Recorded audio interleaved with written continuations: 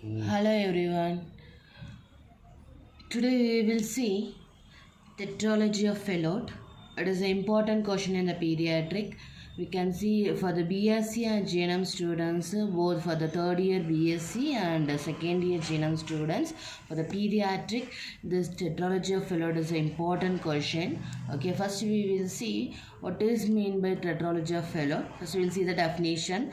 Tetralogy of Fallot is a common congenital defect.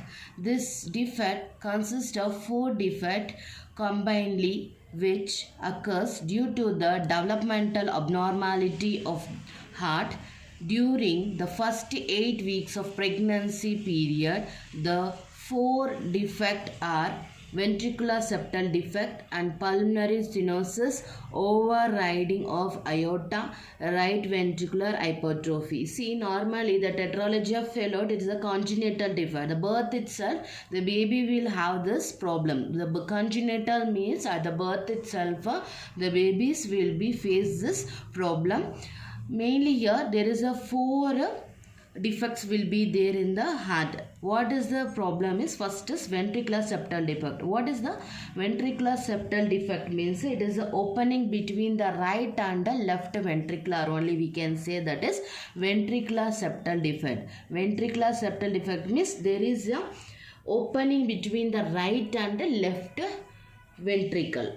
Okay, that is a ventricular septal defect. Next is pulmonary stenosis. What is the pulmonary stenosis means? It is a narrowing of pulmonary artery which obstruct blood flow from the right ventricle. That problem only we say as the pulmonary stenosis. What is the pulmonary stenosis means? It is a narrowing of pulmonary artery. Narrowing of pulmonary artery which obstruct the blood flow from the right ventricle. Next we will see overriding of aorta. What is the overriding of aorta defect means? It is the aorta from the left ventricle, but in the condition aorta the shifted to the right side of the heart. That is the overriding of aorta. What is the overriding of aorta means? Normally the aorta will be there in the left ventricle, but in this condition it will be shifted to the right side of the heart. For the tetralogy of Fallot, then what will happen means it will be shifted to the right side of the heart. That thing only we say as the overriding of aorta. Next is right ventricular hypertrophy. What is the right ventricular hypertrophy means? It is mainly obstruction of the pulmonary artery. Obstruction of the pulmonary artery. Blood cannot pass easily. Okay, blood cannot pass easily to the ventricles, especially for the right ventricle hypertrophy. Okay, this is only main 4 defects in the tetralogy of Fallot. Next we will see the causes of tetralogy of Fallot. What are all the causes means? First is genetic. Genetically the baby is having this problem at the birth itself. Otherwise through the heredity, their grandfather or grandmother, through the heredity they'll get. Next, otherwise the mother is having the diabetes, diabetic mother.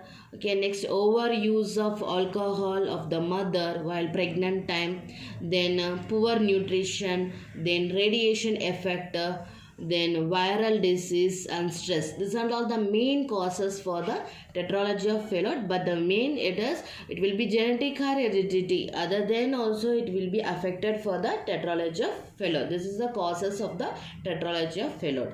Next we will see the pathophysiology.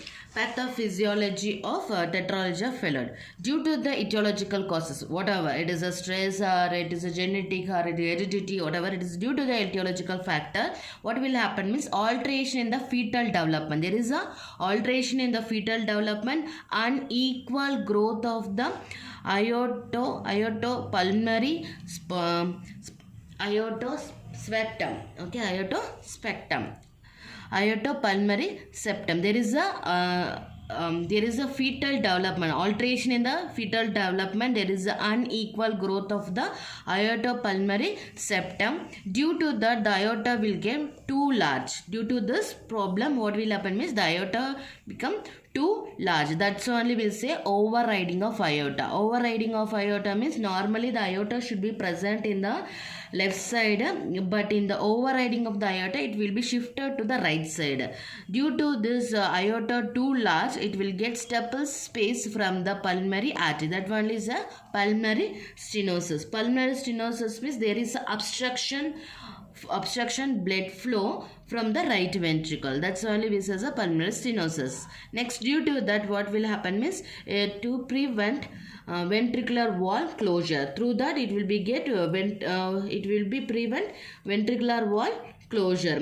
Okay, it is normally for the ventricular septal defect, there is a opening between the right and left ventricle.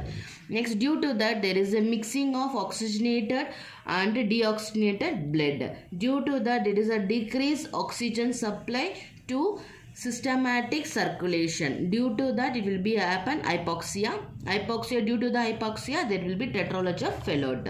Okay, this is a pathophysiology of tetralogy of Fallot. Next, we will see clinical manifestation. In the clinical manifestation, first sign will be sign and symptoms. Blue color of the skin, lips and nails, buds occurs while crying and feeding. Normally, while crying and feeding to the baby, we see the bluish discoloration of the skin. Otherwise, in the lips and nails, we can see. Next, dyspnea is a breathing difficulty. Next one is hypoxia, decreased oxidation in the blood. Next, child may have cool clammy skin will be there. Then loss of consciousness, seizure. Seizure means fix, you know that. May have the difficulty in feeding, delay growth and development, cyanosis. Cyanosis bluish discoloration of the skin only we say as a cyanosis. Next, irritability, poor weight gain. This and all the clinical manifestation for the tetralogy of Fallot. Next, we will see the diagnostic evaluation. In diagnostic evaluation, mainly first one is history collection, physical examination they will do. Okay, mainly for the physical examination, they will do the mainly they'll ask about the heart and lungs listening while physical examination. Next is echocardiogram, then chest X-ray. Why we are doing the chest X-ray means chest X-ray means it show the decreased lung field in vascularization, boat-shaped heart due to the right ventricular hypertrophy. That's why we are doing the chest X-ray. Next, we will see. Next diagnosis is ECG. ECG it show the right ventricular hypertrophy and deviation of the right axis. Normally ECG also it will find out the heart problems. Then cardiac catheterization. Cardiac catheterization mainly it will be give the information about the structural abnormalities, the degree of obstruction in the blood flow and the help in the finding the location of the defect. Okay, this and all will be the diagnostic evaluation of tetralogy of Fallot. So far we seen the tetralogy of Fallot, definition, causes, then pathophysiology, then clinical manifestation and diagnostic evaluation. Tomorrow we will see the management of tetralogy of Fallot, medical management, surgical management and complications and all we will see in the next class. See here mainly for the BSc students you want to write the pathophysiology for the test or for any if anyone ask about the tetralogy of Fallot means you need the pathophysiology. That's why I explain the pathophysiology. For the GNM students no need to explain the pathophysiology for the tetralogy of Fallot. Next class I will explain about the management and complications of tetralogy of Fallot. Thank you.